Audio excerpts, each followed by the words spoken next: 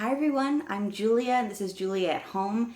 Today I'm going to be sharing with you our kindergarten plan for the school year 2018-2019. I'm getting this out a little late because we are starting school late. We have moved states and we're actually still putting the house together. But this room just finally recently came together this week. I am so excited about my wall of bookcases. If you follow me on Instagram, you may have seen me post about these. So I'm ready to start. We're going to be starting school tomorrow, which is way after Labor Day. Not even just like the week after Labor Day, way after Labor Day. All the other schools here started in August, but we're going to do it. We're going to do it. It's going to be fine. For my kindergartner, my daughter, I am really inspired by Charlotte Mason. Charlotte Mason did not start until first grade, what they call year one. And so this is a Charlotte Mason inspired kindergarten year. I did look over Ambleside and other resources and came up with my own curriculum. So there are a lot of subjects. We will be doing them in short lessons. Many will just be once a week. Some topics less than once a week. So we are spreading and giving ourselves a feast to learn by. So I'm just going to give you a quick rundown of the subjects before I go into what I'm doing with each of them. We are doing math. We are doing reading and writing. We are doing nature. There are several components to that. We are doing literature. We are doing a spiritual story, which is the Bible this year. We are doing history. We are doing, for geography, we're doing physical geography. We are doing music and composer study, which are a little bit separate. Art and artist study. We are doing handwork. We are doing a unit on time, calendar, and a little bit into history. We are doing Italian, and we are doing a health unit, probably spread out throughout the year.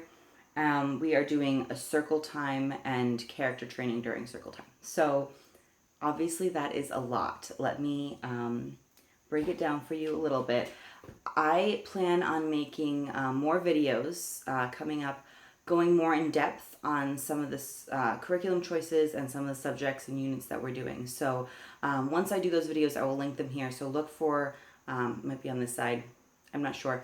Look for the little I, and then it'll tell you, then you can find that video. So here we go. So I did list math first, but I'm actually going to start with reading and writing because it is the simplest to show you. I've actually just chosen a curriculum. So we are using Logic of English Foundation Program. This is the A book. We've already started it. We're a little more than halfway through. It's my little tab for it. And I also have the B on hand. I will do a different review on all the components of this program. My daughter and I are really enjoying it. So that is both reading and writing. Then I'm going to move on to math, which is not as simple. I started with Montessori math, and one of the things I love about Montessori are their math materials. However, we were struggling. I was struggling on teaching. I feel like we were missing huge gaps in things because they jump right into the decimal system and teach adding and subtracting with the tens, hundreds, units, tens, hundreds, and thousands. And my daughter did get the concept of addition and subtraction when I showed her those presentations, but I felt like we needed to go back to practicing with the smaller numbers. And I wasn't sure what I was doing. I wasn't sure if I should get a curriculum to follow.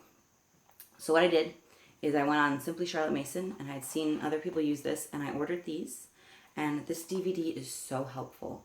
And so because I still love the Montessori materials, and I like making math fun, though this is also not the only thing we're using. So I have combined this with Montessori materials to make kind of a plan for myself to follow to cover all the math subjects I want to cover and in what order. And then we're also doing some fun things. So, for example, Life of Fred Apples. My daughter loves being read to. This is why Charlotte Mason is a really good style for her. So we'll be reading this once a week just for fun. We may or may not do the problems at the end of the chapter. So I'm excited about that. I also have a bunch of math games.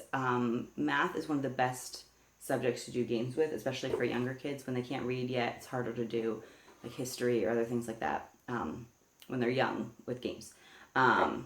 So I see 10 is a math game, just adding up to 10, but we have a bunch of other ones as well. Some Swamp is a favorite. We have Dino Math Track. So this is just one I just got for this year. I also just wanted to give you a quick view of some of the Montessori materials we will be using because I do love using them. So I just pulled up the teen board is something we'll be working on soon. And it comes with, you know, boards, and there's different numbers that you can stick in, so to practice with the different teens. So you'd stick this in to make, you know, 110 plus 4 is 14, and I actually use the 10 beads, and let's see if I can find 4 in here. Here's the 4 bead bar. So this just gives you an idea. They're like very hands-on. This is helping them see it with the beads and then see it in writing and connect the two. I can do, if people are interested, a video on how we actually use this presentation-wise. And I brought up one other thing I want to show you, hopefully this year, but if we don't get to it this year, it's not the end of the world. But over the next 2 years at least, we will be doing work with the Montessori bead materials. In particular the bead chains. So this is the 100 chain. It's just 10 bars together, and the child would go through and label. So starting 1, 2, 3, 4, 5, 6, 7, 8, 9, 10, and then they would just label 20, 30, 40, 50, all the way up to 100. There's also the 1,000 chain, and each number, 1 through 10, has the square chain. This is like the square of the number, and the cube of the number, the cube chain. They're just called, you know, like the 10 chain, the 100 chain, and the 1,000 chain, and whatnot. So these are really great tactile materials, and I can do more videos on how we're using those when I get there, and I will definitely do a more in-depth video of exactly how we do math and what my plan is, because there's a lot involved there. So science this year is actually just nature study, but there's, again, several components to this in our program that I set up. So the first is a nature journal. My kindergartner, my preschool, and I each have one of these books. I got them a little bit small so that we can take them with us, and they're mixed media, so we could do some dry brush drawing in here, as well as just drawing and writing. And I don't have high expectations of what they should be doing in here, other than hopefully at least once a week we will sit down and work on them, and I would like them to just spend at least 5 minutes just doing something in here. I have ideas if they want an idea of what to do, or they can choose their own nature inspired notes or drawing or painting to do. We have a bunch of field guides. This is just one we use pretty often because I love looking at birds, to help us identify things and learn about things. Then we can always look them up more. We have lots of nature books, which you might see some of above me here. But also for nature, I'm doing what I'm calling special studies. Not at all what Charlotte Mason did in the older years for special studies, I don't think. But the first is we're doing herb fairies, and I love this program. It's the Herb Fairies book club starts in the spring because it goes from spring herbs through the next spring. And the stories go in order. So it comes with stories, and then it also has online activities and an electronic magazine with a lot more activities and another story and poems and songs. And so we've been doing this starting this spring. We're a little behind because of our move. I wasn't able to keep up as I wanted to. But my thought is that we will just repeat it again next year. And we're going to keep going with it this year, but we'll repeat it again next year and hopefully be able to get more in depth in some of the herbs, especially the ones that we've kind of had to rush through this summer. Like chamomile. It makes me sad. We were moving during the time chamomile was blooming, and it's one of my favorites. So next year, chamomile will be coming back. So that's one thing.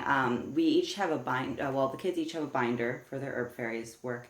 I have a little notebook that I don't have with me where I'm also recording things. And so that can be a whole nother review of Herb Fairies that I hope to do soon. We're also doing units, I guess, small units on specific things in nature. So the first one we'll be doing this fall is rocks.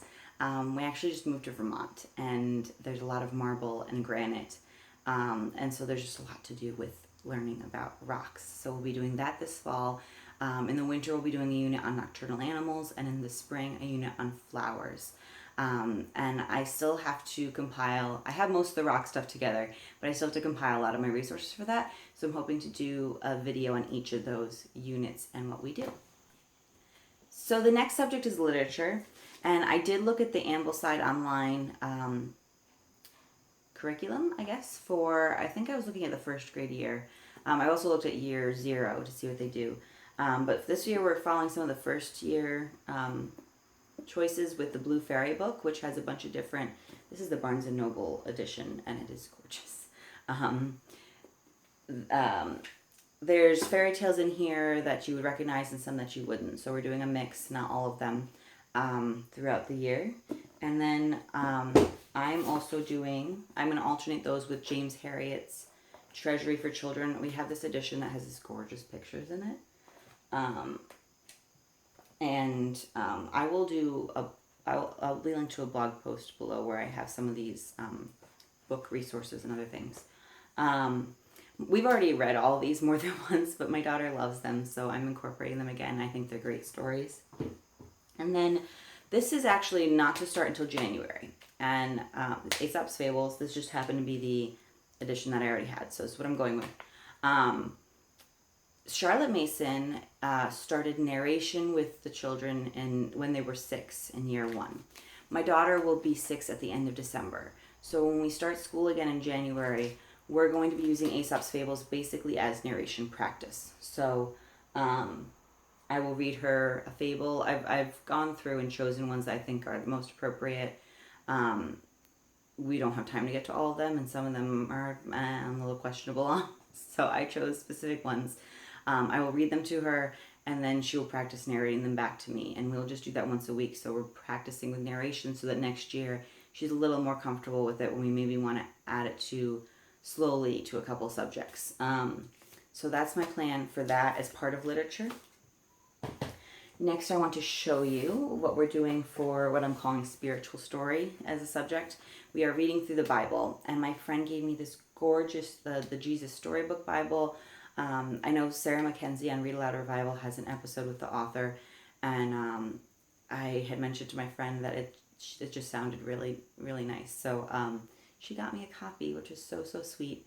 And it is beautiful, and it's like really they made the stories for kids. And we attend a Unitarian Universalist church, so I wouldn't necessarily call us Christian, but I was raised Presbyterian. My husband was raised Catholic.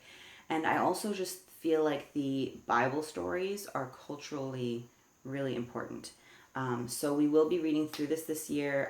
I want to get through the whole thing in the year. So there will be some, most weeks it'll just be one a week, but there will be some weeks where it's doubled up just because there's the number of stories. And I'm trying to time getting to the birth of Jesus around Christmas, because we do celebrate Christmas, and we have talked about the reason behind Christmas and the birth of Jesus, as well as Easter. So I'm trying to time it to get to those stories at those points in the year, and we'll see how I do. But that's what we're doing for spiritual story this year. For history, we're doing something I'm calling American Heroes. And this needs some explanation of how I got here. So Charlotte Mason, for her year 1 students, which I believe was Form 1B, would do stories from the heroic age of England, which was her country. So I believe that included stories like King Arthur. So I took that idea because in first grade, I actually would like to start with the classical cycle, starting with ancients. But I thought this would be a good place to start for kindergarten. So I was like, we should do the United States because that is where we live. We don't live in England. What would the heroic age for the United States be? So I was like, well, I guess it would be Native Americans, maybe Leif Erikson coming over and exploring, Christopher Columbus, and then I'd say like the founding fathers. But I didn't really want to I don't feel like Christopher Columbus and Leif Erikson are necessarily a good view of what America is. And I really wanted to give my daughter and my children, because my son might participate, an overall view of what the United States is and what it stands for. I think that's kind of what she was getting at in the heroic age of England, of their origins, the heroic origins of England. So I took that idea, and what we're doing is we're doing history through biographies of famous Americans, and we are incorporating some of the founding fathers. Like, I am going to be doing this book by about George Washington by the Delaires. We are doing Native Americans. We're actually starting with Native Americans. This is our first one, Crazy Horse's Vision, and I have a few Native American books. But then, unfortunately, I don't have the books for these yet, but we will move into, along with Abraham Lincoln, we will be doing a book on, I believe I'm doing one on Harriet Tubman and Sojourner Truth and George Washington Carver, and moving on to civil rights activists like Martin Luther King Jr., and actually before that, I will be going chronologically, before that, suffragists. There's a book on Elizabeth Cady Stanton. Going forward with the I Dissent book about Ruth Bader Ginsburg, and so on. So focusing on what I think it means to be an American and what I think the United States stands for, fighting for the rights of every man and woman. So that giving them that idea so that we can continue to work towards that, even though we're not there yet. And I'm calling them American heroes, even though many of them were not perfect. I mean, George Washington owned slaves. I believe Elizabeth Cady Stanton had some issues with racism. So we can talk about that, how no one is perfect. But they did help move forward the United States and what it means to be us. So that is my history for the year.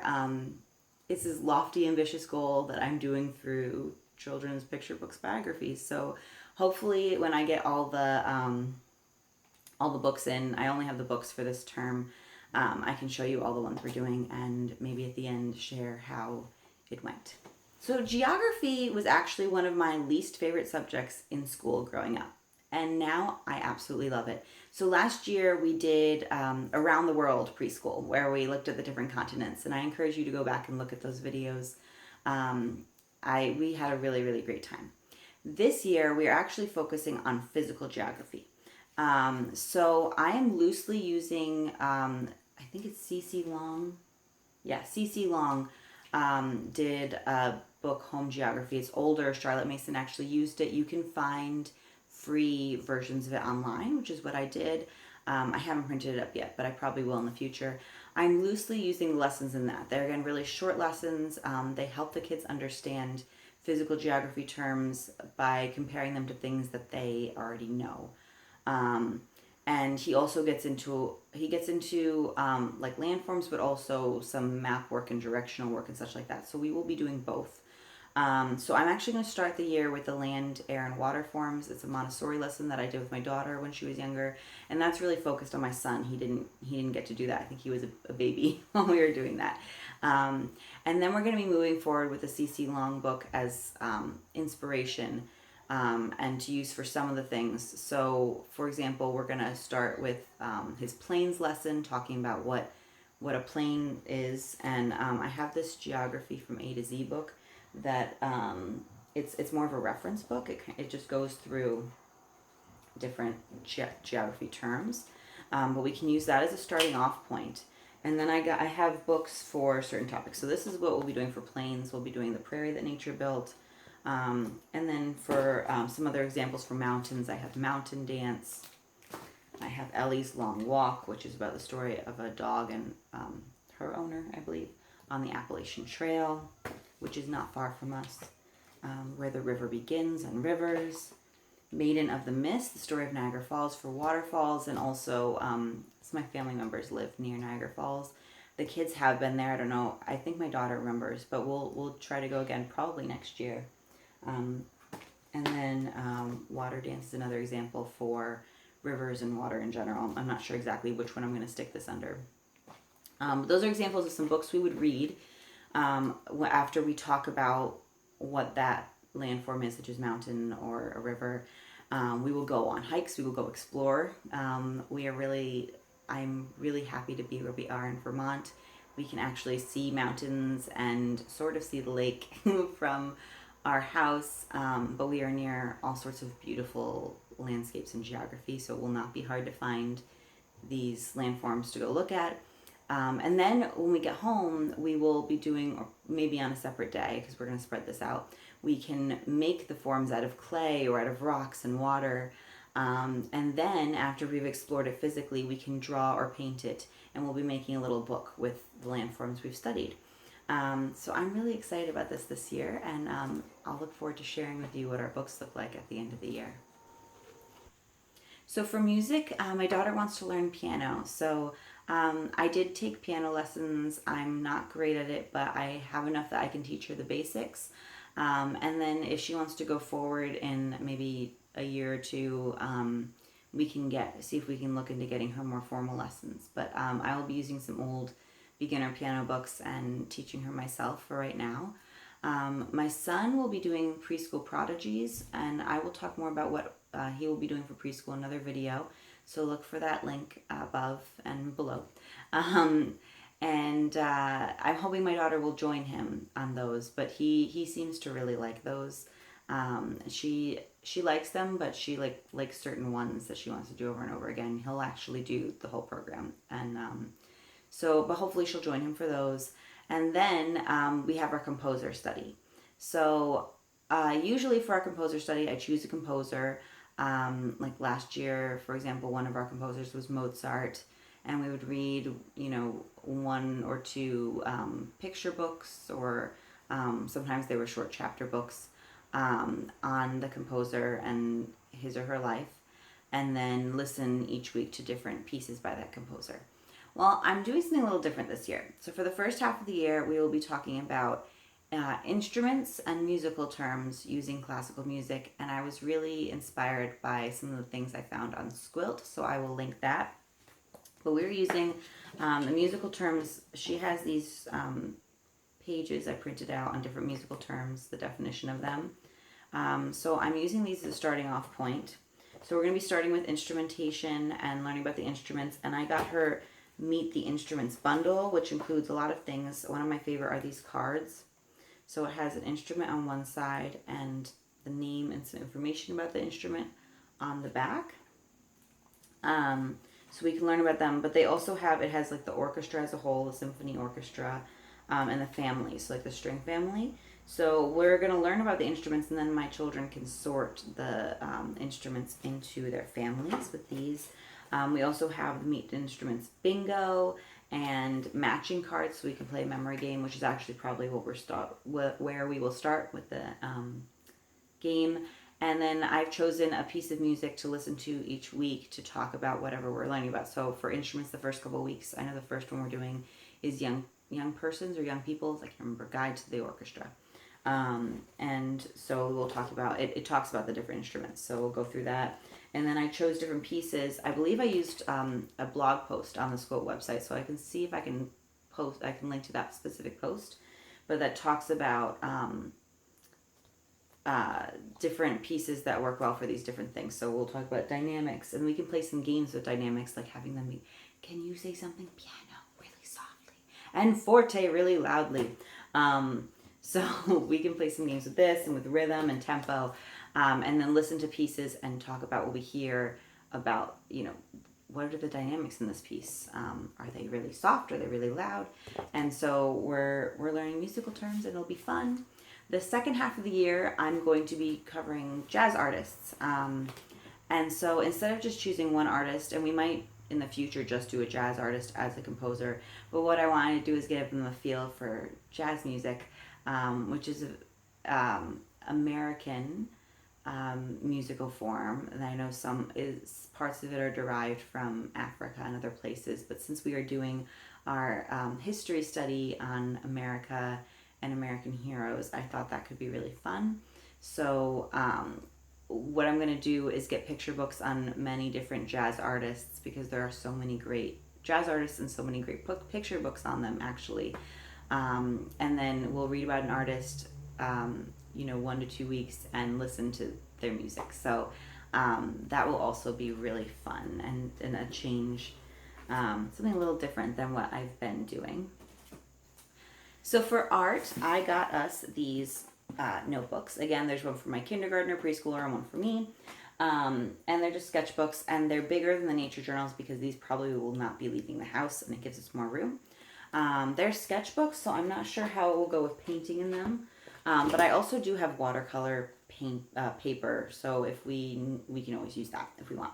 But I got the art books for us to have to contain our artwork, and then I have split our year up into 3 terms. You might hear me saying terms. I don't know if I said it at other points of the video. But for art, I chose a book for each term for us to kind of loosely follow. So for term 1, it's creative form drawing. Hannah at Pepper and Pine has some really great videos on this, and I might share more about this book and how we're using it in the future, but for now I'm going to link to her videos because that is where I learned about this book, and she does some beautiful things with her children. So we're going to be doing this with my daughter. My son's welcome to join us if he wants to, but it's not really geared towards him. He's young. She's actually, technically this is for years 6 through 10, so she's almost 6, but she's a little young too. But we'll start slowly. So we'll do this, and then for term 2, I'm going to get the book Color Dynamics. We're going to play with color a little bit and mixing colors and such. And then I already have the book Drawing with Children. We've tried doing that as a family before, and it worked relatively well, but I just wasn't consistent with it. And so I'm hoping with doing the form drawing and the colors, then they'll both be a little bit older, then we can get more into the Drawing with Children, and we'll see how it goes. I don't have any specific expectations for my kids as far as art. We're learning, we're exploring. I enjoy doing the art, so all I expect is that when I say we're going to do it, just at least spend a few minutes and be respectful of mommy and listening to the lesson that we're doing. So that's that art, the art that we will be making. And then we're also studying an artist, or several this year. We're starting with Winslow Homer. I decided to stick with kind of an American theme this year. So Winslow Homer is an American artist. He did study and do some paintings in England, but he did beautiful landscapes and of people. And I believe he was in the mid-1800s, because I think he has some from the Civil War, where I believe he went and drew on the battlefields. We're not using a lot of those, but we are going to use one called Prisoners at the Front. And we just won't... I'm sorry. These are laminated, and so there's really bad glare on it. I chose pictures that I liked and I thought exemplified him. I also looked for which of his images were most famous. And which ones are mentioned in the books that we're covering. So Winslow Homer, this term 1 this fall, and then we'll be doing Alexander Calder in the winter time.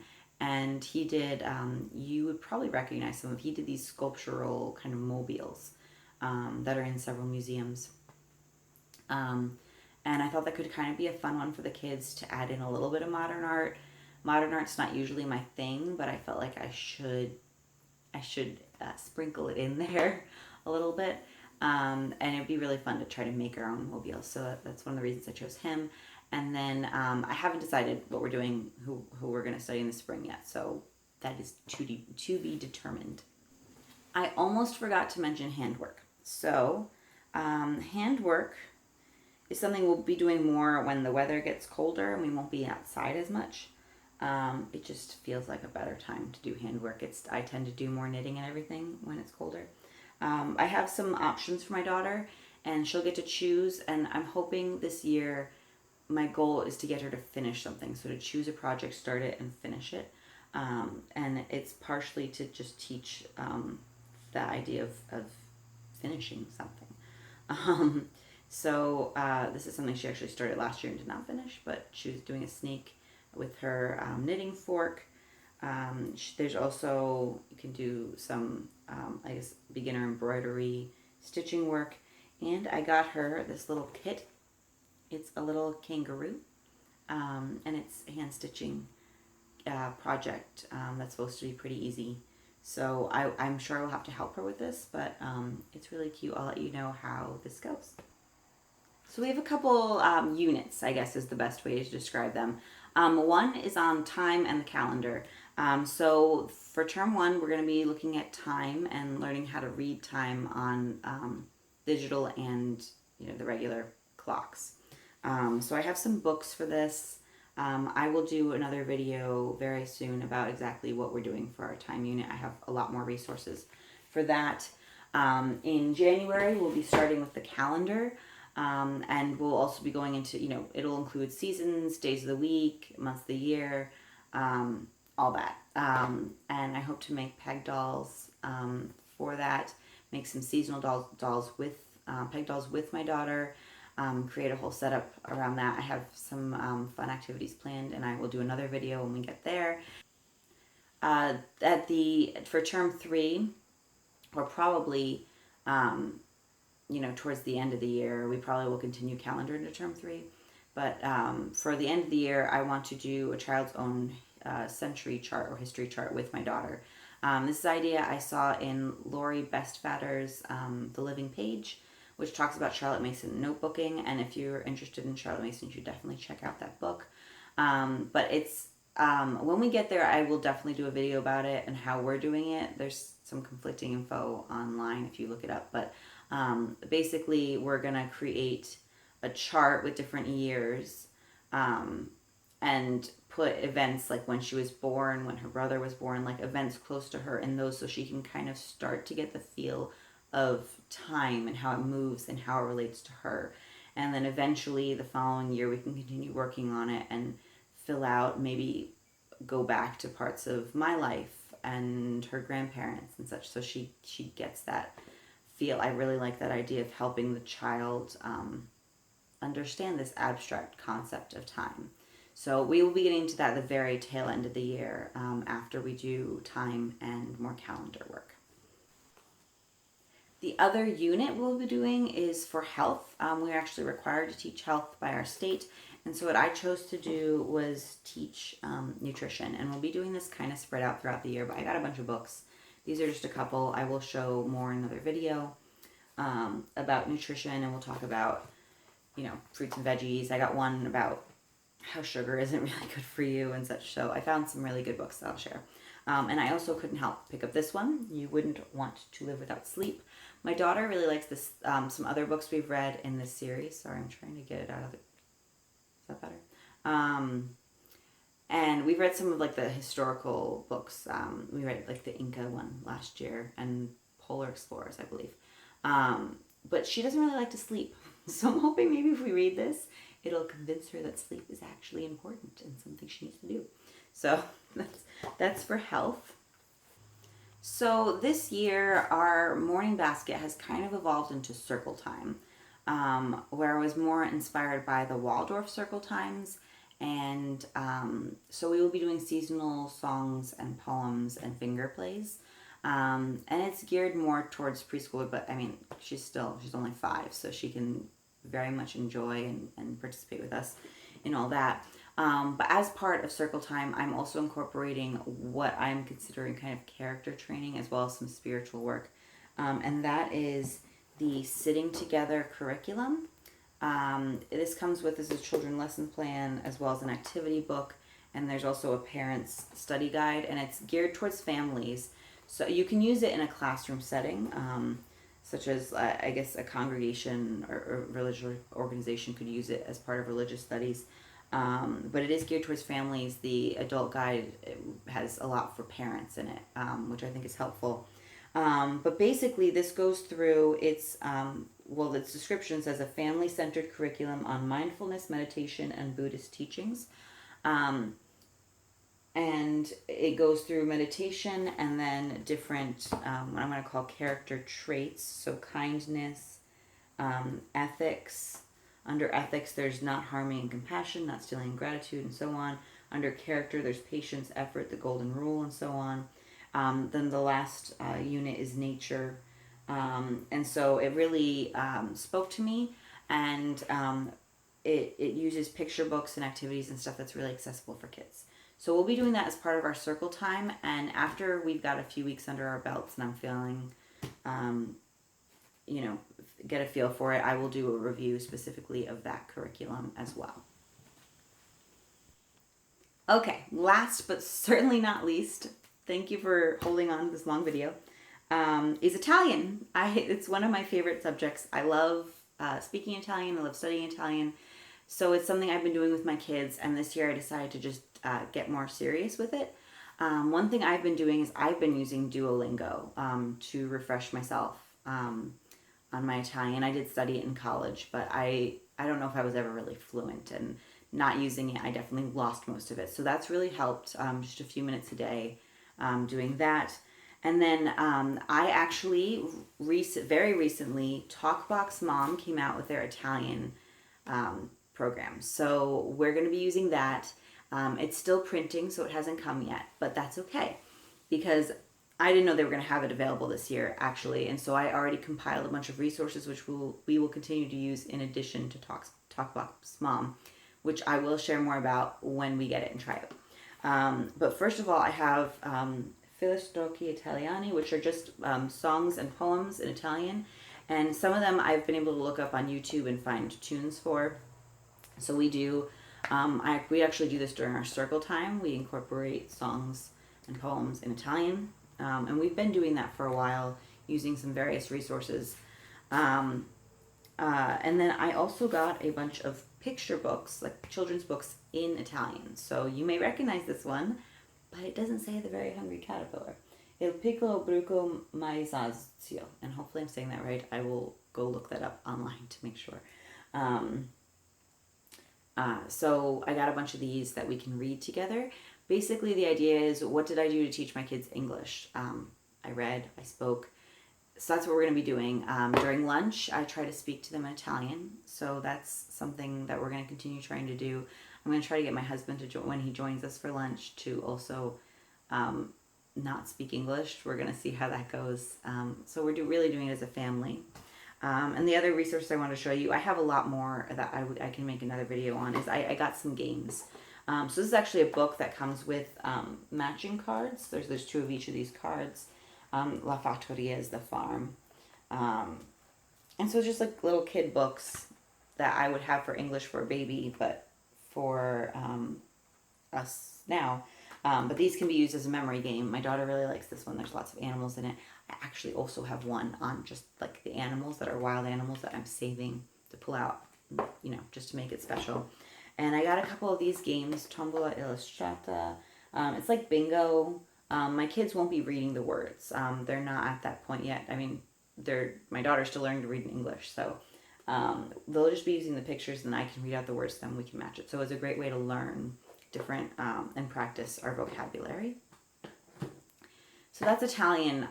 Again, I will make a separate video probably about TalkBox Mom, and then about our other resources that we're using for Italian once we get in the swing of things.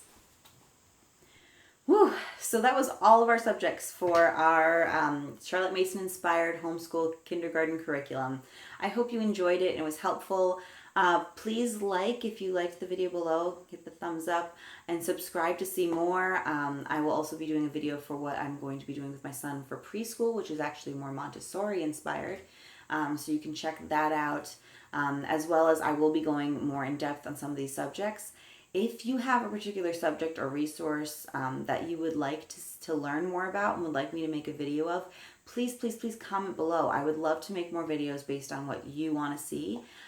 So if you tell me you want to see something, I will do that one sooner. And I will talk to you later.